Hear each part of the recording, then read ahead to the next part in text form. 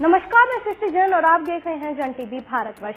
G20 शिखर सम्मेलन को लेकर कई ताकतवर देशों के नेता दिल्ली पहुंच चुके हैं। 9 और 10 सितंबर को भारत मंडपम में होने वाले सम्मेलन में वैश्विक मुद्दों पर सभी देशों के नेता चर्चा करेंगे।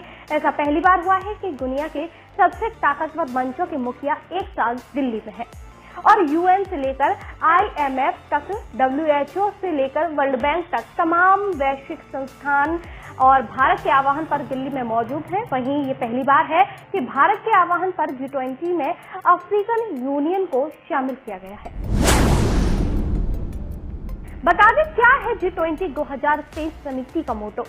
G20 की मेजबानी से भारत के रिश्ते काफी मजबूत हो रहे हैं, ऐसा कहने में आ रहा है और विशेषज्ञों का भी ये मानना है कि भारत की G20 के लिए अध्यक्षता की भूमिका सदस्य देशों के साथ व्यापार संबंधों को मजबूत करने में मददगार साबित होगी और बुनियादी ढांचे जैसे क्षेत्रों में उन देशों से निवेश आकर्षित करने का अवसर भी प्रदान होगा। G20 शिखर सम्मेलन हो रहा है जिसमें कई वैश्विक मुद्दों पर बातचीत होगी।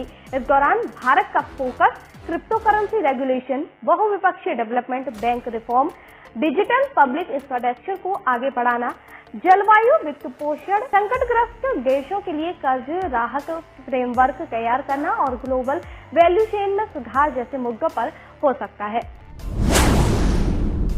बता दें G20 में कितने देश शामिल हैं।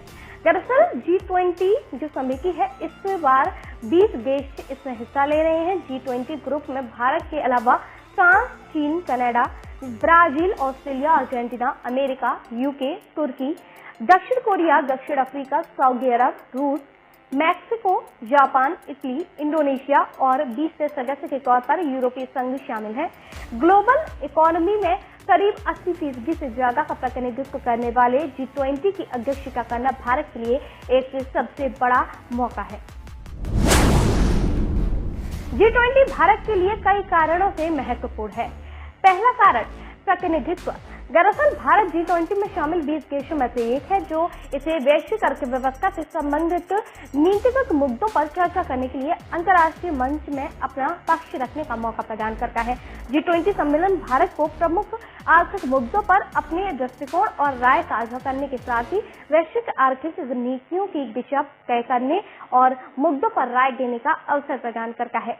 इसके अलावा दूसरा जो बड़ा कारण है वो बताते हैं, आर्थिक विकास। G20 भारत को दुनिया की सबसे बड़ी अर्थव्यवस्थाओं के साथ जुड़ने और आर्थिक हितों को बढ़ावा देने के लिए एक मंच प्रदान करता है। भारत निवेश और व्यापार को बढ़ाने और उसे आकर्षित करने के लिए G20 मंच का भरपूर लाभ उठा सकते हैं, जो इससे आर्थिक विकास और विकास की गति दे सकता है। इसके अलावा वैश्विक मुद्दे।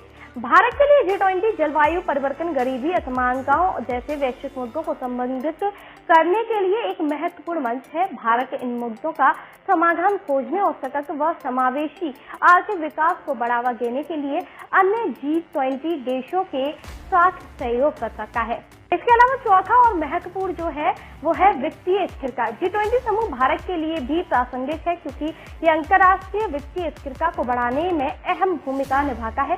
भारत वित्तीय विनियम और स्थिरता से जुड़े विषयों पर चर्चा में भाग ले सकता है, जो ये सुनिश्चित करने में मदद कर सकता है कि वैश्विक वित्तीय प्रणाली स्थिर और लचीली बनी हुई है, इसके हितों की अनदेखी न होने पाए। तो अब तक के लिए बस इतना ही। आप बने रहिए हमारे साथ और देखते रहिए जन टीवी भारतवर्ष।